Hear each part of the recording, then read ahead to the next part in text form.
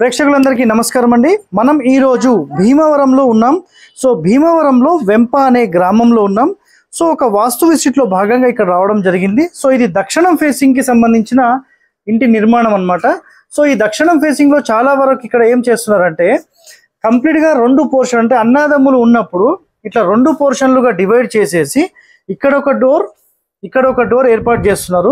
So ఈ విధంగా డోర్లు ఏర్పాటు చేసినప్పుడు మనకి ఏమవుతుందంటే ఈ రెండిండ్లు కలపడం వల్ల ఇక్కడ చూడండి సరిగ్గా ఇంటికి సంబంధించిన బ్రహ్మస్థానం పాయింట్ ఇక్కడికి వస్తుంది. ఇక్కడ చూడండి, ఇక్కడ గీత ఉంది కదా. సో ఇట్లాంటివి వచ్చినప్పుడు ఇక్కడ ఒక ఆర్చ్ అనేది మీరు ఏర్పాటు చేసుకోవాలి ఈ ప్లేస్ లో. సో ఇది మీకు మంచి రిజల్ట్ అనేది ఇస్తుంది. ఇంటి యొక్క బ్రహ్మస్థానంలో ఎట్టి పరిస్థితుల్లో కూడా మీరు ఇలాంటి గోడ నిర్మాణాలు చేయొద్దు.